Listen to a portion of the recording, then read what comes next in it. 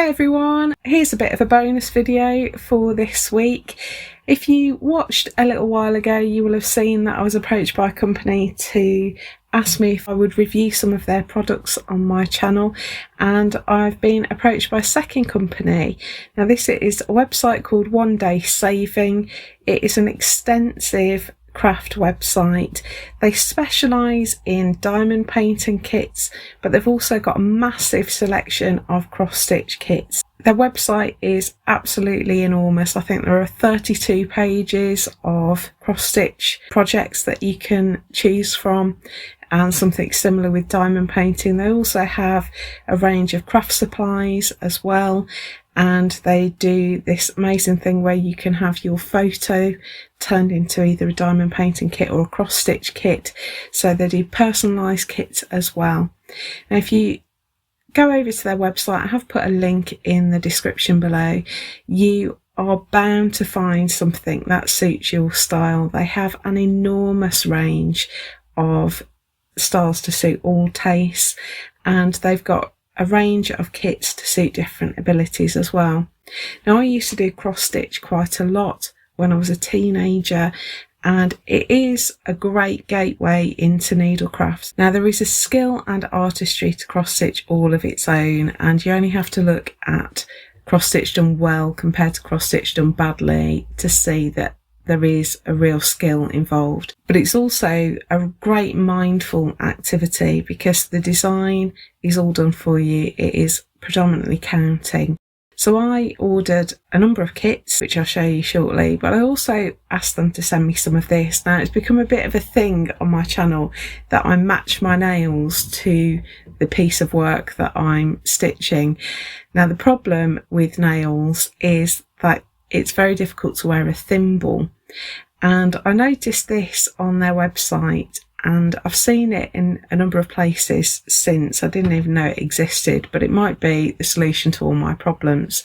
Now I know it looks like a roll of tape and it looks vaguely medical, but this is actually thimble tape, and this is a reusable, pliable, soft thimble, and I thought it would be interesting to see if it worked. Now when you do quite a lot of stitching without a thimble, I do tend to get puncture wounds on the ends of my fingers, particularly this finger here, and I'm thinking ahead to when we do our quilting for the Winging It project this year. So I thought, let's give this a try and see if it works. Now it just unrolls like sellotape, but you will discover very quickly that although it looks very sticky, it is not sticky at all. There is no tack to this. It operates a little bit more like Velcro than it does like tape, so it kind of sticks to itself. And so the idea is, I think, that you can reuse this over and over again. You just wrap it around your finger, press it into itself, and it just holds in place there. It does feel weird, it feels like having a plaster, and if I just poke the eye end of a needle into it, I'm not going to use the point obviously, that does actually stop the needle passing through. Now how long it would have that effect for, I don't know, but it does definitely work. I think a couple of layers. You obviously need to be careful that you don't wrap it too tight and cut off the circulation to the tip of your finger, but as long as you are fairly gentle with it, I think it's looking like it would do a pretty good job. Now because I can reuse it, I do expect this roll to last me an extremely long time, possibly to the end of my life, because I think I could unravel this and reuse the same bit of tape multiple times. I'm just going to leave that on while I'm stitching and we'll just see how it goes. So let's have a look at the cross stitch kits and explore what I got. Now the first one I got was this mushroom one, and I think I'm going to work on this one a little bit today. I've also got some backstitch free kits. Now these are a lot simpler. I thought it would be nice to get some birth flower kits, so I got the birth flowers for the members of my immediate family. There's the full range of these. I will put links to all of these specific kits in the description below. So the first one I got was April, which is a sweet pea. That's my birthday, and I love sweet peas. I thought this was a really sweet design. I also got August. We have an August birthday in our house. That's gladioli. Love the colours of this and the contrast. Then we've got Delphinium, which is July. And again, love the colours of this one. Quite like the fact that the two are slightly different shades of blue. And finally, I got Chrysanthemum, which is November. And I like the fact that there are little insect details on this. So you've got the butterfly on the Delphinium, and you've got the bee on the gladioli one. I think that's a really sweet touch. And from what I can tell, there's no back stitch involved in this. So once you've stitched your flowers, that's your kit done. There's no further work. Now I've got a slightly more advanced kit, which is this sparrow. Now this is a much bigger design, and it is completely stitched. So you make, it's almost like a tapestry. You make a completely solid panel of cross stitch. So this, although there's nothing complicated like back stitch, there is a lot of stitching involved in this and quite a lot of changing of colours. But I chose this one because our Feather Stitch House logo, the bird on that is based on the sparrow, and I just love them. I love how unassuming they are. Let's have a look inside and see what you get in the contents of the kit. So this is a 14 count kit, and that is to do with the fabric, and I will explain that in a minute, but it does mean that it's going to be fairly straightforward. The higher the number, the smaller your cross stitches are going to need to be, and so the lower the number, the easier the kit is. Of course, if you have larger stitches, there's going to be less definition on your design, so it's going to look much more sort of mosaic-y and blocky, much more like a diamond painting, I suppose. I quite like the packaging. I could live without all the plastic, but I think that's fairly standard. And I like the fact that they come in Griplock bags so that you've got somewhere to store all of your kit contents. I love the size of the pattern. I'm not so keen on the fact that it's split over 2 pages. I understand why they've done it. It's much easier to read the pattern if it's slightly bigger, but for a beginner I think that could be quite tricky. What I probably would do is photocopy the back of the design and sellotape it to the bottom of the front so I've got a whole pattern to work from.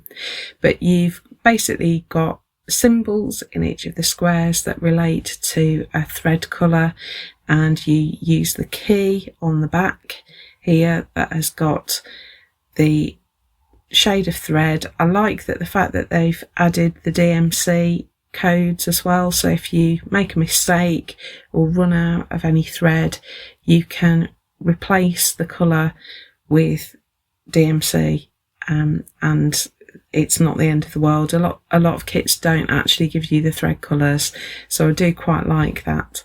We get 2 needles, and they look like they're gold eye needles, and gold eye needles are great because they allow the thread to pass through them really smoothly and they reduce wear on the thread. So we've got our DMC colours in the blue ink just above the coloured boxes. You also get information on how much thread you need, so if you wanted to redo the kit you know exactly how much to buy. And it's one of the advantages of kits because some of these colours we've only got half a metre of, and if you were purchasing the individual threads for this, obviously they're about between £1 and £1.20 a skein, and so you are going to be spending an awful lot of money. I think there are 26 different colours here, so that's between £20 and £30 just on thread before you've bought anything else. Now the key tells you which thread to use, so we've got letters in some of the squares and numbers in others. It did take me quite a while to work this out. I didn't really understand why they didn't just number the threads and then put the numbers in the boxes, but then double figure numbers are quite difficult to fit in these tiny squares, so having some numbers, some letters means that there's clear symbols. On the thread cards, some of the numbers are quite hard to read in the coloured boxes just because of the way that they're printed, but it's not the end of the world. You can work it out. So you're looking at the number of thread at the top, and the middle line, which is the one with the coloured squares, is the key to the symbol that you need to look for that colour.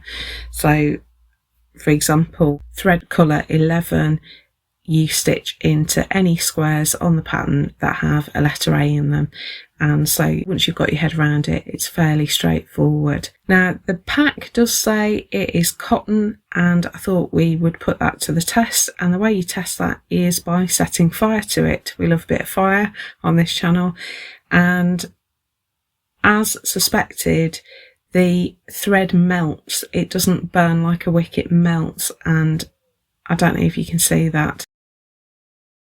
Let me put it on a white background. What we've got there is a little shiny, glossy bead on the end of our thread. Now that means it cannot be 100% cotton. There is a polyester content to this thread. Let me just show you the comparison. This is an anchor thread, 100% cotton, and that burns like a wick, and you can see there's no glossy end there. It's just, if I bring the two together, you'll be able to see them a little bit better. So the polyester thread is on with a melted ball at the end, and the cotton thread just burns like a wick and disappears. So if you're a cotton purist, that might bother you, but actually polyester thread is fine to stitch with. I've used lots of polyester thread. Really, for a beginner, you won't be able to tell the difference at all. And in fact, sometimes polyester threads can be a little bit more wear resistant, so they won't break as often sometimes as cotton threads. So that's the threads, and we get a piece of fabric. Now this fabric is called Ada, and one thing that I really like, and I don't see this very often with kits, is that they've overlocked the edges of the fabric piece. Sometimes with a longer project, the edges of the fabric can fray and start to wear away, and that overlocking is going to help prevent that. Now I mentioned that this is 14 count earlier, and that means that there are 14 holes to every inch of fabric. So this fabric is made up of a series of overlapping warp and weft threads that are grouped together, which leave little holes at regular intervals, and it's those holes that we need to use. So we're going to make a little cross through 4 holes, working corner to corner, and that's going to be 1 cross stitch. So as I said, the higher the number, the smaller your crosses are going to be, and this is a 14 count, so it's going to look quite painterly. I have seen anything up to 24 count, not Ada, but even weave fabrics. 18 count Ada is as far as I'll go. These days my eyesight just isn't very good, but this is perfectly doable even if you really rely on glasses for close work. So that's our sparrow kit. Let's have a look at the mushroom kit. This is the one that I think I'm going to work on, and this is really sweet. So we've got our 4 mushroom studies. We've got much more colourful set of threads, and that set of threads is for all of the mushrooms. Quite like how bright and bold this is, and there is some back stitch involved in this one, so it's not an easy kit for lots of reasons. It's not obstructively difficult, but there is a lot of changing colours. There's very little sort of block areas of colour, and so you are going to be stopping and starting quite often. So this does offer a bit of challenge, but I think the colours are great. Let's just have a look at the instructions that you get, because they are not extensive. I think there is an assumption with these kits that you have a little bit of knowledge.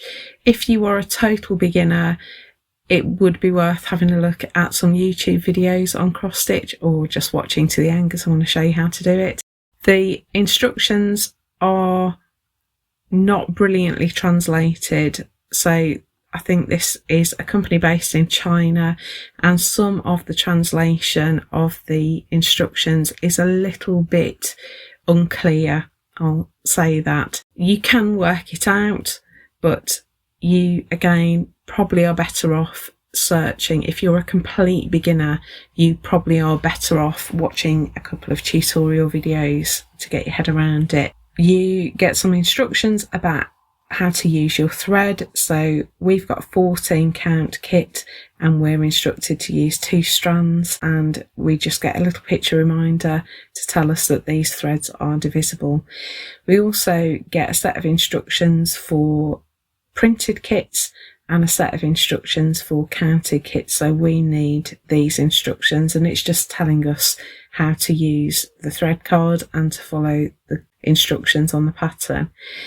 Then we get a little bit of a guide on how to form our cross stitches and how to begin. So we're told to mark the centre and work our way out. And then at the bottom we get some instructions on how to form the stitches, and there are different ways of making cross stitches. You do the full cross, you can do a half cross stitch, which is just one diagonal. You can do a quarter stitch, which takes the needle down through not a hole but the overlapping threads in the middle of the 4 holes. And then you can do a 3/4 stitch, which is a combination of the diagonal and that little quarter stitch. You get an instruction about continuous cross stitch, which is where you work all your diagonals in one direction and then work your way back and fill in the others. And then we've got back stitch instructions, and then we've got the weirdest instruction for a French knot I think I've ever seen. I don't find this diagram very helpful. I'm very visual as a learner and I much prefer seeing somebody do something. I would never have worked out a French knot if I was relying on this diagram. So if you are like me, I have got a playlist for stitches, and I will link it in a card at the top of the screen just in case you aren't sure. So let's have a bit of a bash at this mushroom embroidery, and I'm going to start by finding the centre of my fabric. This is counted, we need a point to start from. So I've folded my Ada in half and I've just put 2 little pen marks on the centre line of holes. So the holes that sit on the fold is where I've marked, and I'm just going to join those dots up with my heat erase pen. And then I'm going to do exactly the same, but this time I'm going to find the vertical. I just need to make sure that that horizontal is lined up with itself, and I'm just going to put a marker to show which line of holes I need to draw along. And again, I'm just going to take my pen along that line and mark the vertical centre, and that gives us a great starting point. One of the difficulties with this kit is that there is nothing at the centre.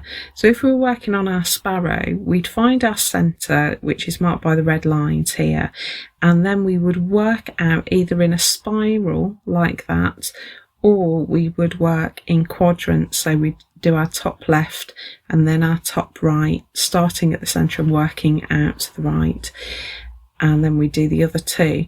But with our mushroom kit, there is a void at the centre, there is no stitching there, and so we are starting off by counting. Now we can make life much easier for ourselves by marking in our grid lines. So the red cross is marking the centre, and the black lines are marking 10 hole intervals across our fabric.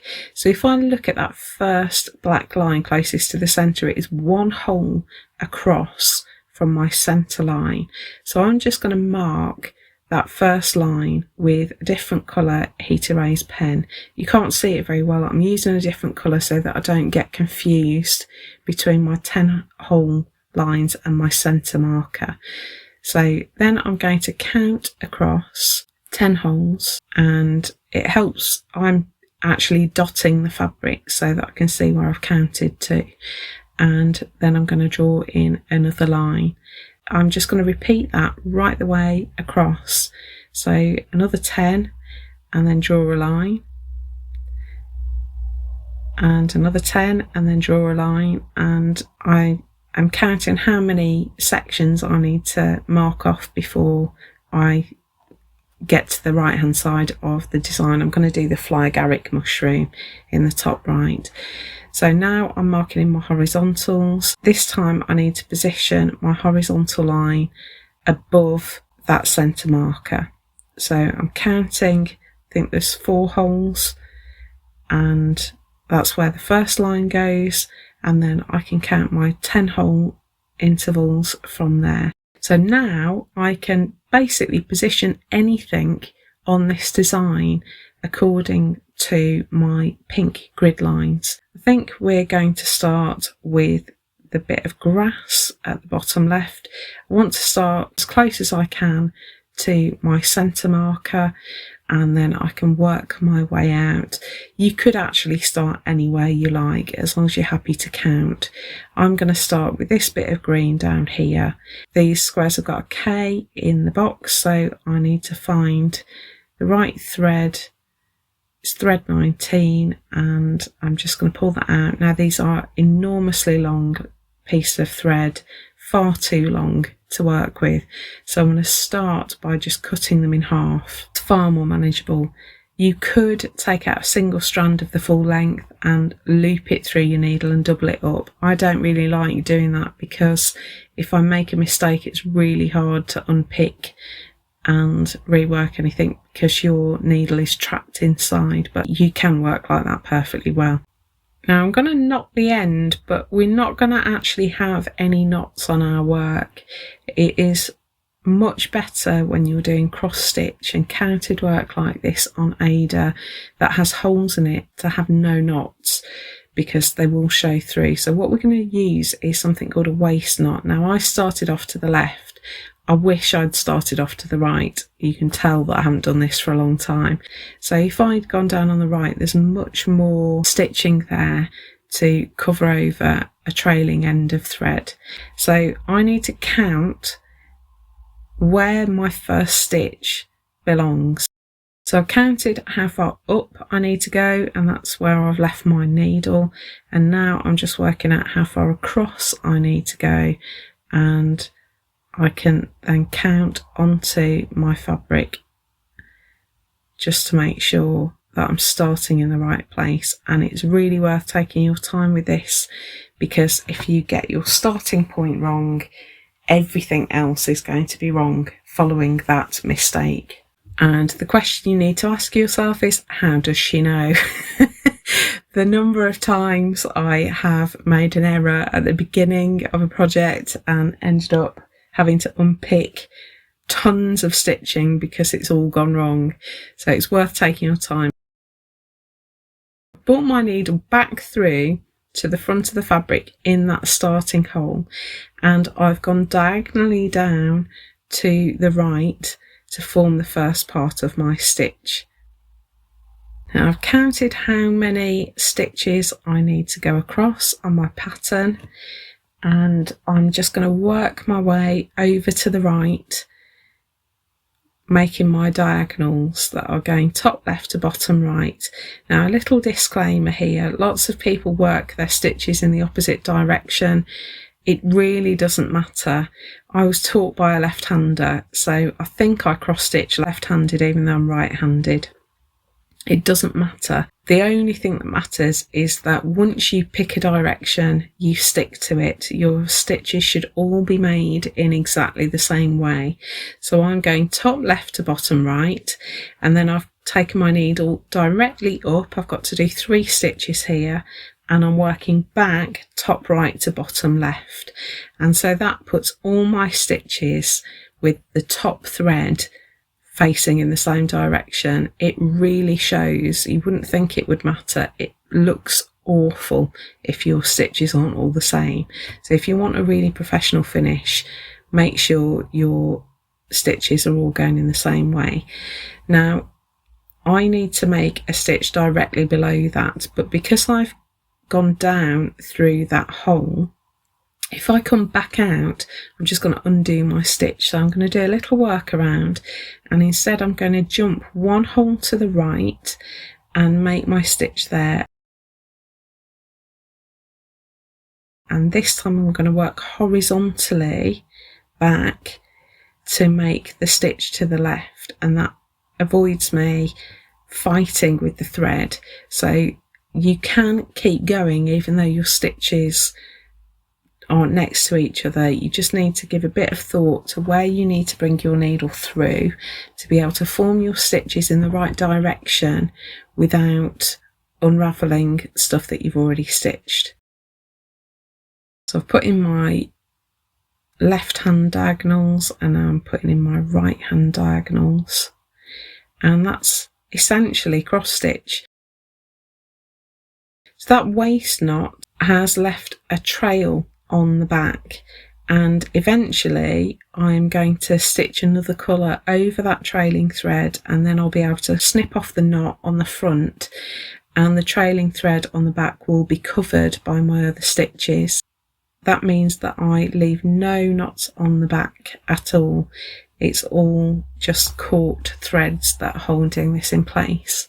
Now, a little trick that I would recommend, I like to colour in each square that I stitch. So I've made this little group of 5 here, and I'm just using my heat erase pen to cover over those squares on the pattern.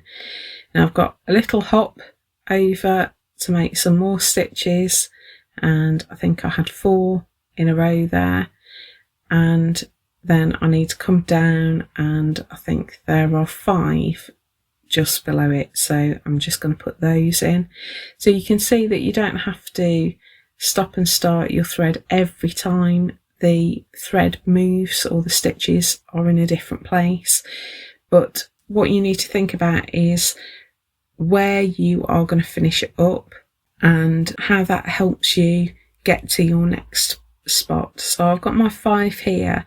If I work my way back, I'm going to be far away from my next section. So what I'm going to do is work my way back and then finish off my thread and then restart, which conveniently lets me show you how to finish a thread. So if I flip over to the back, you can see it's pretty neat on the back. That long diagonal stitch there is my trailing thread that I will need to cover over. That's attached to my waist knot.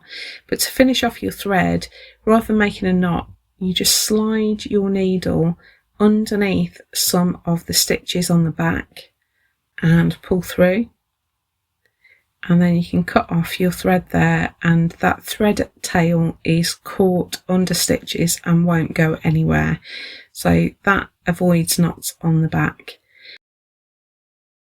I can't snip off that knot, but when I put in my next thread colour, which is marked with a B on the pattern, that will cover over that trailing thread and I'll be able to snip off that knot.